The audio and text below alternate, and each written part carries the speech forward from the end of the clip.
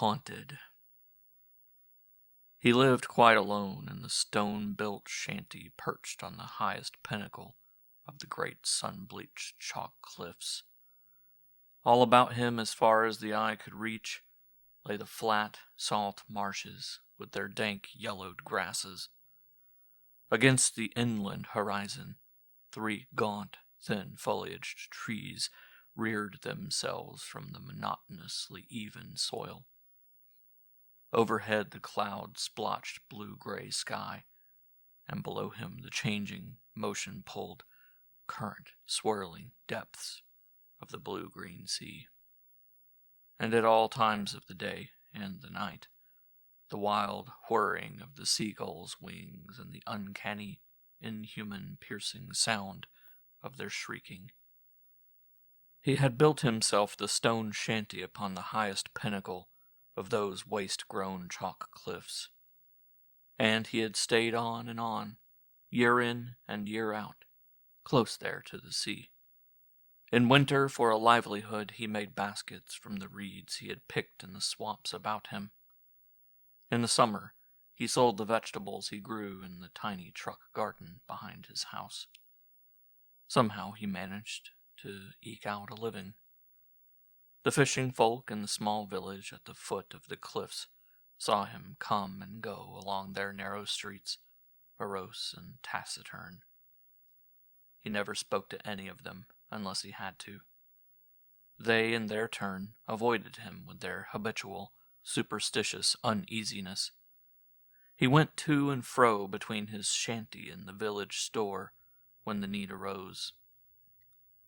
The rest of the time, he sat in front of his iron-bolted door, staring and staring down at the sea. Daybreak and noon, evening and night, he sat there. When the sky above was tinged with the first streaking colors of the dawn, he watched the ghostly gray expanse of the ocean. When the sun was high in the heavens, he looked steadily at the light-flecked, spotted swells of the waves. When the shadows began to creep up from the earth, he stared at the greater blackness that swam in glistening, undulating darkness to him from across the water. And at night, his eyes strained through the fitful gloom at the pitchy, turbulent sea. It was like that in all kinds of weather. The spring tides, with their quick changes from calm to storm, and the slender, silver crescent of the new moon hanging just above the horizon. The long summer laziness of the green ocean, with its later gigantic flame-red moons, and the wide yellow streak of phosphorescent light that streamed in moving ripples to him. The chill, lashing spray in autumn. The foam-covered, seething breath of it in winter when the blackness of the low night skies and the darkness of the high tides were as one menacing, roaring turmoil, churning itself into white, spumed frenzy. It always held him. He was a man of one idea, the sea. He was a man who drew his life from one source, the sea. It had taken his body and had tried to drown it. The sea had, for that short time, caught and gripped his soul. The slimy, wet touch of it was seared into him. It fascinated him. It kept him near it, so that he could not have gotten away from it. Had he had the courage to want to get away? It kept him there as though he belonged to it, as though it knew he belonged to it, and knew that he knew it, and always and ever the sea haunted him. The fishing men coming home late at night across the water had grown used to steering their course by the unreal light that trickled out to them from the shanty on the top of the cliffs. And in the dawn, when they pushed their smacks off from the long, hard beach to sail out to the nets, they knew that from the high precipices above them, the man was watching. And outwardly they laughed at him, even when in their hearts they feared the thing they thought he was. They could not understand him. They who made their living from the sea could not understand how he could be content to live the way he was living. They could not have known that he would infinitely rather have died than to have taken one thing from out the sea from which he had already filched his soul. His enslavement by it had made him understand it a lot better than they understood it. And so he lived the stupid, hypnotized life of one who was held so enchained and cowed that he could not think for himself or of himself. Until that day when he first met Sally. It was a sunny day late in the autumn that he stood in front of the weather-beaten wooden hut of the village store, his arms filled with baskets. And as he stood there, Sally Wash came from the store and out into the street. She had seen the man 100 times, but she had never seen him so close. She stopped short and stared quite frankly at the bigness of him, at the heavily matted hair clinging so dampily to his forehead, and at the white face, so strange to her, beside the sun-burned faces she had always seen. It was when, quite suddenly, he looked at her, and she saw the odd, blue-green sea-colored eyes of him, that she started to hurry on. She had gotten halfway down the street when he overtook her. "Do you want anything off me?" he asked it, his blue-green eyes going quickly over her slight form, her small face, and resting for a second curiously upon her masses of coiled golden hair. Why, no." "You sure?" "Sure." She went on her way again, and he stood there watching her go. Then he turned abruptly and walked slowly back to the store. It was not so long after that when he met her for the second time. She was on her knees in the yard in front of her father's house, mending the tar-covered fishing nets with quick, deft fingers. He stopped at the gate. Feeling the intensity of his blue-green eyes upon her, she looked up and saw him. She got to her feet. "It's a nice morning." She spoke to him first. "Yes," he said. "You live up there?" She pointed a bare-browned arm up toward the sun-bleached chalk cliffs. "By yourself?" "Yes." "You ain't got a boat?" "No." "They say you don't ever fish. Why don't you, mister?" I ain't the one to fish." "Want to help me with these here nets?" I can't do that." "It ain't hard, mister." "I can't do it." "Come on in. I'll show you how." He opened the gate and went into the yard, and then he stood there, just looking down at her. "I wouldn't touch no net." Her brows drew together in a puzzled frown. "You mean you don't like fishing?" Somehow he did not want her to know. "I ain't the one to take no sea thing away from the sea." "Oh," she said, not understanding. They were silent a moment. "You sell baskets?" she asked him. "Do you want one?" "Maybe. Got a medium-sized one?" "Got a lot." "Maybe I could use one." "I'd like mighty well to give you one, little girl." "Why, I ain't a little girl, mister. I thought I'd maybe buy—" He interrupted her. "You'll not buy one off of me. I'll bring you one, if you like." "A medium-sized one?" "I'll bring it to you tomorrow." "Thanks." "Goodbye, little girl." "Goodbye, mister." At the end of the street, he turned to look back. She was on her knees, working at her mending of the nets again. She looked very small, kneeling there on the hard brown earth with the straggling lines of squat weather-darkened shanties trailing behind her out onto the edge of the yellow sanded beach. In the clear, unbroken blue of the autumn skies above. She glanced up, and then she waved her hand at him. He went slowly along the narrow pathway that wound through the sharp crevices of the chalk cliffs to the back of his own stone-built shanty. That night he stood staring out at the sea.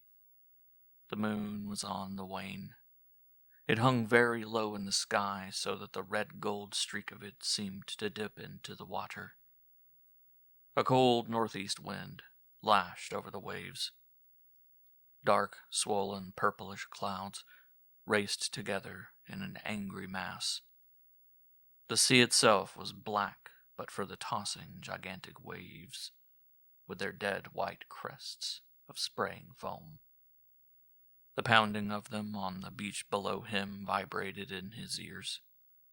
The seagulls were flying heavily close to the earth, their inhuman, piercing, shrieking, filling the air. The little girl had spoken to him. He turned from the sea then.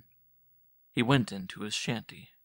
He bolted the great iron bolts of the door and braced himself against it, as if he were shutting something out, something that he feared, something that was certain to come after him. He crouched there, shivering and shuddering. The pounding of the sea was in his ears. The wind that came from the ocean whistled and wailed shrilly around and around the house. He leaned there, his back to the door, his hands pressing stiff-fingered against it, his lips moving, mumbling dumbly. His eyes, the color of the sea, stared blindly before him. The rumbling roar of the rising tide, the thundering boom of it, and in the sudden lull of the wind, the hiss of the seething spray. The sea was angry. He thought with a kind of paralyzing terror that it was angry at him. It was calling to him. The lashing of the big waves demanded him. The sonorous drumming of it. He had never before denied its call. The persistent thudding of it there at the base of the chalk cliffs. It was insisting that he belonged to it. The inhuman piercing shrieks of the circling seagulls mocked him. They knew that he belonged to the sea. How could he even think of that golden-haired little girl who had spoken to him? The sea was angry. He tore at the iron bolts, and flinging the door wide, he rushed out to the edge of the chalk cliffs. And as he stood there, the clouds dwindled in a vaporous haze away from the skies. The thin, red-gold line of the waning moon grew brighter. The sea lay foam-flecked and calm beneath the dark heavens. And at the base of the chalk cliffs, the water lapped and lapped, with a strange, insidious sound. And the next day he sat there in front of his shanty, his reeds in his hands, his fingers busy with his basket weaving, making big baskets and small baskets, and his eyes, blue-green and strained, were fixed on the tranquil blue-green of the water below him. For 2 days he sat there in front of his iron-bolted door that now swung wide open on its rusty hinges. The 3rd day he stood upon the edge of the precipice. It was a gray fog-drenched day. The mist dripped all about him. The opaque veil of it shut out everything in wet obliteration. He stood quite still, knowing that beneath its dank, dribbling thickness, the sea churned wildly in its rising tide. And standing there motionless, he heard a voice calling through the quiet denseness of the fog. A voice coming from a distance and muffled by the mist. He started. It was her voice, calling to him from the narrow pathway that wound up the chalk cliffs to the back of his shanty. "Mister! Oh, mister!" He reached his hand out in front of him, trying to break the saturating cover of the fog. He went stumbling, unseeingly toward the rear of the house. "Mister, oh, mister!" The rear of the shanty, his feet sank down into the turned soil of the truck garden. He stood still. "Here." "Mister," the voice of her was nearer. "Where are you?" He could not see in front of him. He felt that she was close. "Here, little girl." He saw the faint outline of her shadow then through the obliterating denseness of the mist. "Some fog, ain't it, mister?"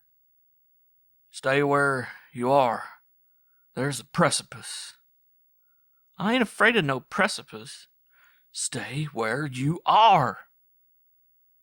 He could hear the dripping of the mist over the window ledges, and then he thought he heard, smothered by the weight of the fog, the pounding of the sea. "You surprised to see me? But you ain't able to see me, are you?" "No."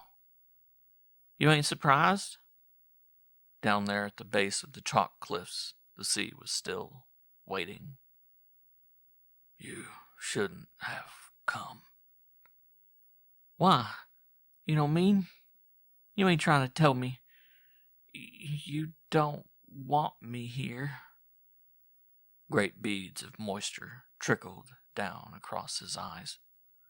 "Little girl, I just said you shouldn't have come. Not up here in this kind of weather." "Oh, the weather," she laughed. "I ain't the one to mind the weather, mister." Again he reached his hand out in front of him in an effort to rend the suffocating thickness of the fog.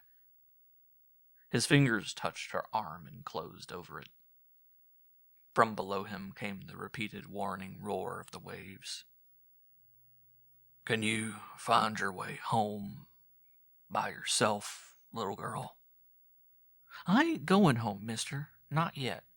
I came up here to get that basket you said you had for me. You know, the medium-sized one." "I'll give it to you now." Her hand caught at his hand that lay on her arm. Her fingers fastened themselves around his and held tightly. He had never felt anything like that. The touch of them was cool and fresh, like seaweed that had just drifted in from the sea. And then from far off across the water came the shrill, piercing shriek of a gull. He felt her start. "That's only a seagull, little girl."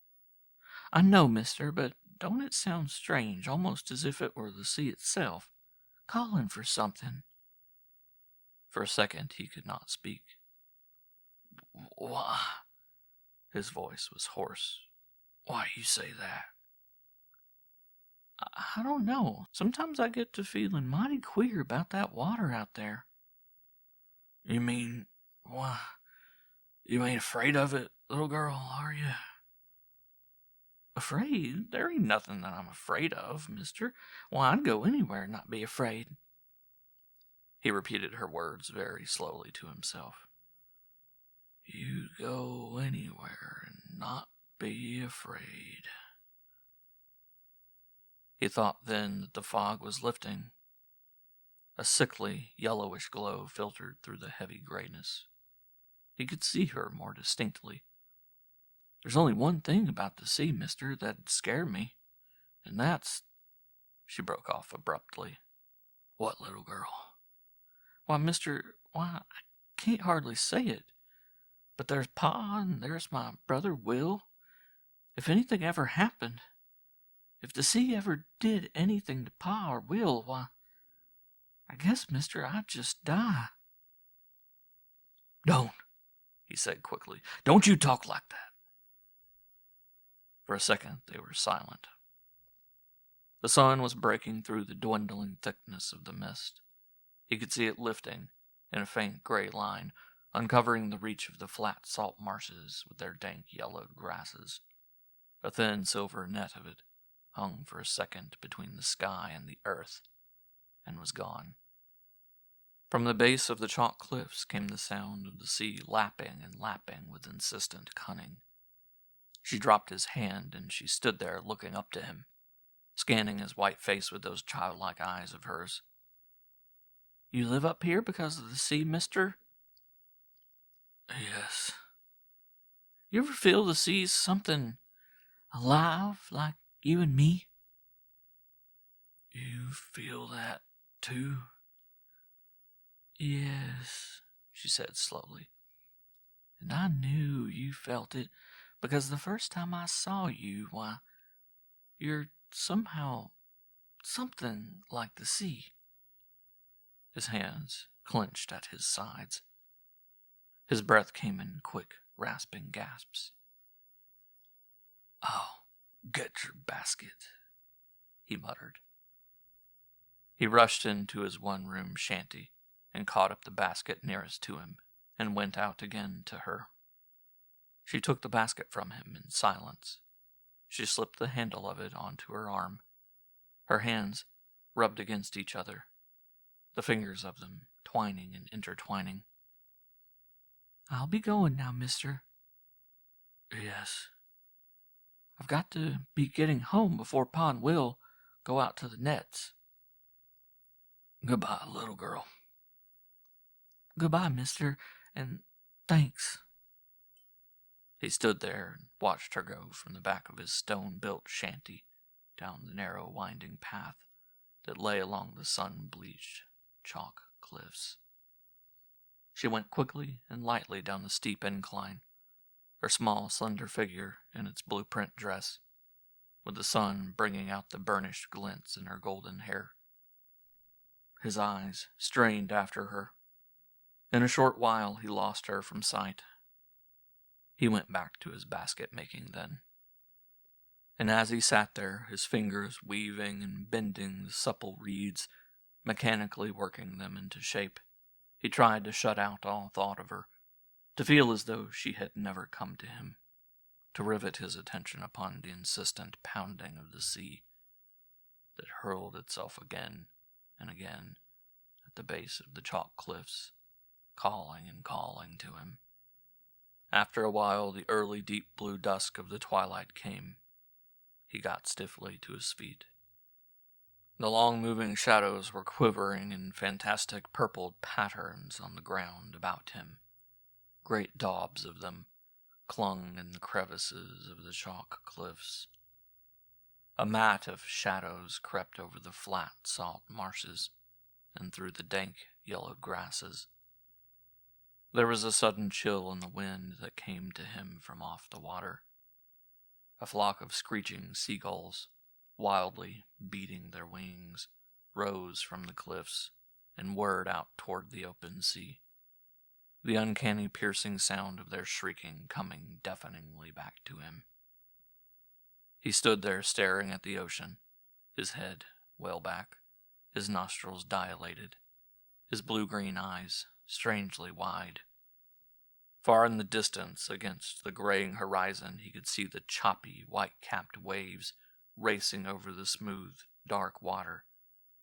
Even as he looked, the sea began to rise in great swollen billows. The wind, too, was rising. He could hear the distant cry of it. His heart began to thump wildly. He knew what was going to happen, just as he always knew.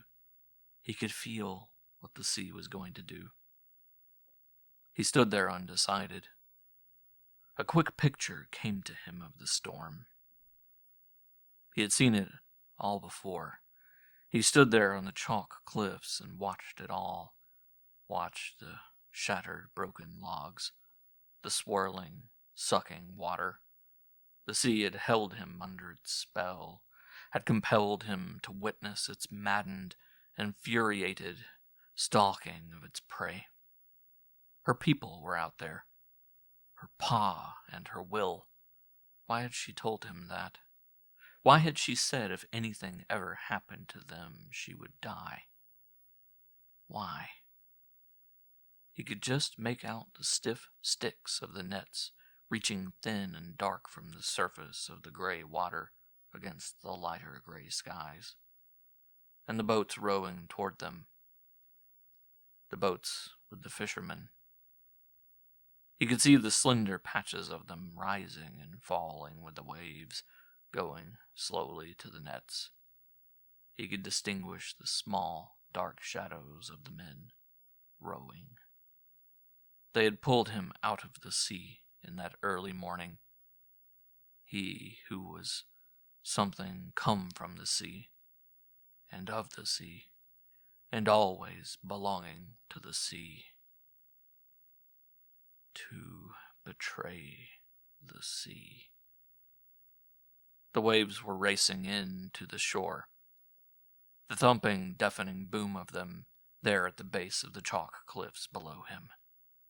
He tried to tear his eyes away from it. It held him as it ever held him. It kept him there as though he belonged to it, as though it knew he belonged to it, and knew that he knew it. A strange uneasiness arose within him. Even before he was conscious of it, he felt that the sea had sensed it. Its insistent, angry pounding threatened him. She had said that she would die. Below him, the swirling, churning sea. He turned then and went very slowly down the narrow, winding path that led along the sun-bleached chalk cliffs. Through the deep blue dusk of the evening he went, and the gray blotched reach of the flat salt marshes with their dank yellowish grasses lay all around him, and overhead the clouds spotted moving gray of the sky, and beneath him the raging sea that called to him and called. He never stopped until he came to the weather-darkened shanty where she lived. He paused then at the gate. A lighted lamp was in one of the windows on the ground floor. The soft glow of it streamed in a long ladder of light out to him in the darkness. He opened the gate and went haltingly across the yard, and after a moment's hesitation he knocked at the door. At the far end of the street, the sea thudded over the yellow sanded beach, the pale stretch of it coming out of the grayness in a long white line. She answered his knock. The light from the lamp swept through the open doorway. Something in his face terrified her, something that she had never before seen in those blue-green eyes, the color of the sea. "What is it? What's happened?" He stood there just looking down at her. "Oh, mister, tell me, please. What is it?" Her two hands went up to her throat and caught tightly at her neck. "There's a storm." She looked out into the quiet, darkening evening. "A storm?" "There's a bad storm coming." He could hardly say the words. She stared up at him. Her childlike eyes were very wide.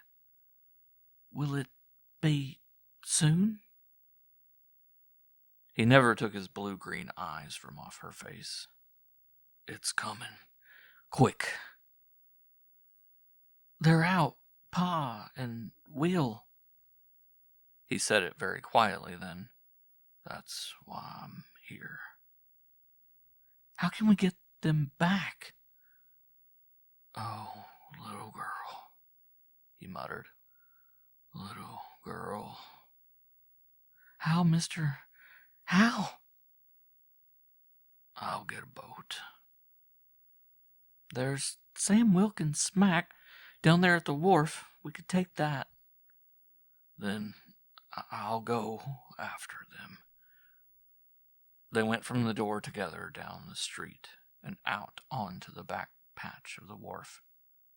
Through the grayness they could see the boat rocking on the water at the farther end.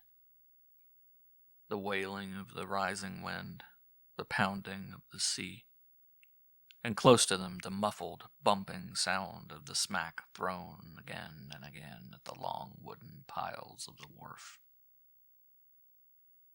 For a second they stood quite still. "I'm going," he said. Her arms went suddenly up around his neck. Her lips brushed across his. He felt her body shivering. He caught her and held her to him, and then he let her go and went quickly to the end of the wharf and pulled the boat alongside and stepped into it. He looked up at her, standing there against the gray sky. He could see the white patches of her face and her hands and the pale mass of her hair that the wind had loosened. And down through the draggling grayness he distinctly saw her childlike eyes searching for his. Before he could stop her, she was in the boat. "Get back." "I'm going." "Quick, get back." "I'm going with you." "You can't. You don't know." "I'm not afraid. Honest, I'm not." "You don't know what it means." "I'm not afraid." "Little girl, I ain't going if you go." "You've got to go." He repeated her words. "I've got to go." "If you don't take me with you." He had never heard her voice like that. "I'll come out myself. You can't leave me, you can't." The rain began then. Great drops of it fell into his face. The whining of the wind was terrific. "You don't know what it means." "I do know. Oh, God, I do." He caught up his oars then. He rowed with all his strength. The whole thing was so strange to him. Her going, their being out on the water, the rowing.